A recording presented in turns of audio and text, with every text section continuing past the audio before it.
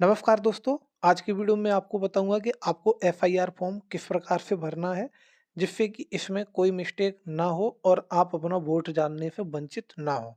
तो देखिए, ये है एफआईआर फॉर्म जो कि बीएलओ के द्वारा घर घर पे प्रोवाइड किए गए हैं।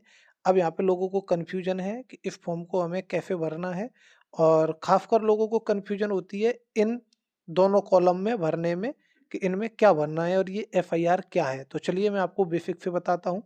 सबसे पहले आपको बता देता हूँ कि यहाँ पे तो आपका जो भी नाम होगा वोटर कार्ड में, वो आपका नाम आएगा, और ईपीआईसी नंबर में आपका वोटर कार्ड नंबर होगा। यहाँ पे नीचे एड्रेस और ऊपर आपका क्रम संख्या, जो कि वोटर लिस्ट में किस क्रम पे आपका नाम है। ओके, यहाँ पे देखिए, सिक्योरिटी रीजन के कारण ये सब हाइड किया गया है।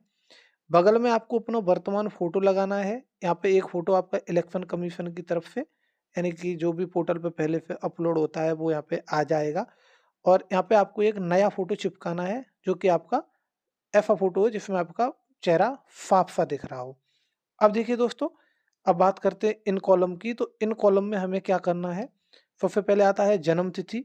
तो जन्म तिथि वाले में आपको अपनी जो भी हाई स्कूल की मार्कशीट या फिर अन्य कानूनी दस्तावेज पर जो भी जन्म तिथि है वो आपको यहाँ पे एंटर करनी है।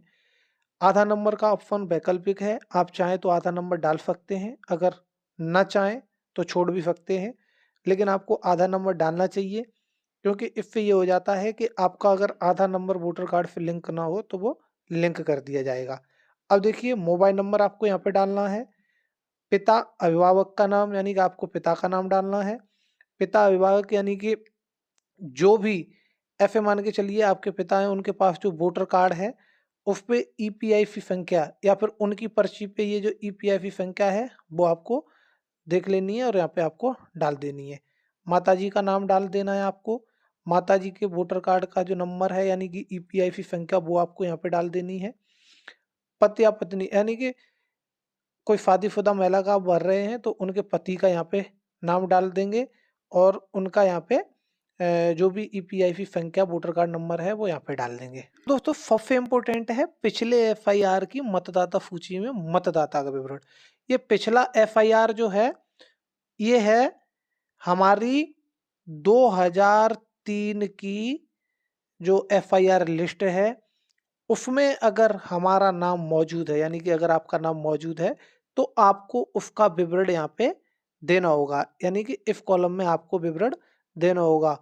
आपको नाम, ईपीआईसी संख्या जो पिछले विवरण में थी, संबंधी का नाम यानी कि पिताजी का नाम, या फिर जो भी मतलब पति, यानी कि कोई महिलाएं हैं तो उनके पति का नाम, संबंध जैसे कि पुत्र पुत्री पिता जो भी संबंध है उनसे वो डाल देना है, जिला, राज्य का नाम। ठीक है। अब दोस्तों बात करते हैं कि ये कॉलम तो उनके लिए हो गया। ये वाला जो कॉलम है ना, ये वाला, ये उनके लिए है जिनका 2003 की लिस्ट में नाम है। अब जिनका 2003 की लिस्ट में नाम नहीं है, उन्हें क्या करना है। जिनका लिस्ट में नाम नहीं है उन्हें सबसे पहले तो ये भरना, ये तो सबको ही भरना है। ठीक है, लिस्ट में नाम है या फिर नहीं है, ये तो सबको मैंडेटरी है।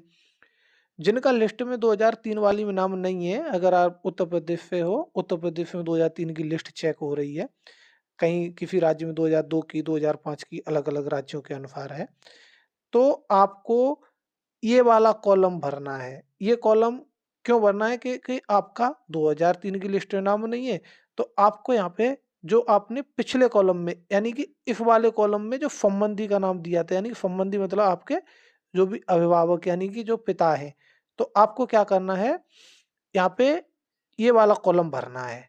ठीक है, अगर 2003 की लिस्ट में आपका नाम नहीं है तो आपको यहाँ पे जैसे कि नाम उनका, उनकी जो वोटर आईडी कार्ड है, यानी कि ईपीआईसी संख्या, वो आपको यहाँ पे डालनी है। यानी कि उनका जैसे कि संबंधी का नाम, यानी कि अपने दादाजी का नाम। ठीक है, और संबंध, ठीक है, क्या संबंध है उनसे, जो भी पुत्र पिता जो भी संबंध है वो आपको यहाँ पे एंटर करना है। जिला, राज्य का नाम। अब दोस्तों बात आती है यहाँ पे, ये विधानसभा निर्वाचन क्षेत्र की संख्या, ये जो है, ये तो आपको तभी भरना है जब 2003 की लिस्ट में नाम है, तो उस समय की निर्वाचन संख्या यानी डालनी है, भाग संख्या उस समय की डालनी है।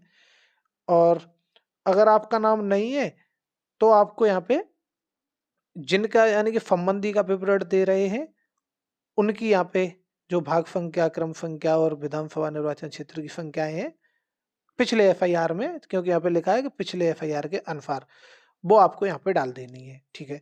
अब देखिए इसके बाद क्या आता है, इसके बाद यहाँ पे आपको क्या करना है कि इस जगह पे आपको मतदाता यानी कि अपने सिग्नेचर कर देने हैं। अगर सिग्नेचर नहीं करना जानते हो, तो आपको यहाँ पे अंगूठा लगा देना है, और अंगूठा यानी कि आप मौजूद नहीं है, जैसे मान के चलिए कि आप बाहर हैं, एफआईआर फॉर्म घर पे दिए गए हैं, तो यहाँ पे स्पष्ट लिखा गया है कि जो यानी कि पारिवारिक सदस्य के हस्ताक्षर भी यहाँ पे हो सकते हैं। अब दोस्तों हम बात करते हैं कि इसके साथ हमें डॉक्यूमेंट क्या लगाने हैं, तो इसके लिए आपको फॉर्म को पीछे पढ़ लेना है, लेकिन हम आपको लेके चलते हैं डायरेक्ट उन अभिलेखों पे जो यहाँ पे इनके साथ अटैच करने हैं।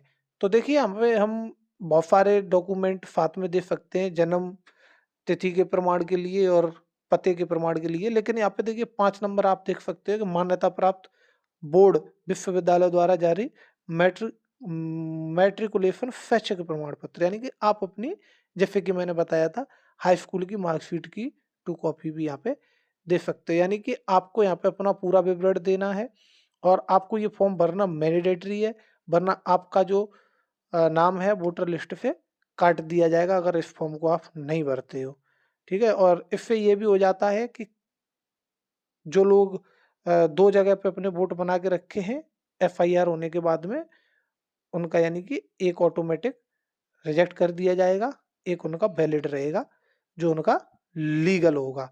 तो आपको एफआईआर भरना काफ़ी ज़्यादा मैंडेटरी है, जिससे कि आप अपने यानी कि मतदान के अधिकार से वंचित ना हो। चलिए हम मिलेंगे नेक्स्ट वीडियो में, तब तक के लिए जय हिंद, वंदे मातरम। अगर आपकी कोई समस्या हो तो कमेंट करके बताना, मैं कोशिश करूँगा उसका समाधान निकालने की।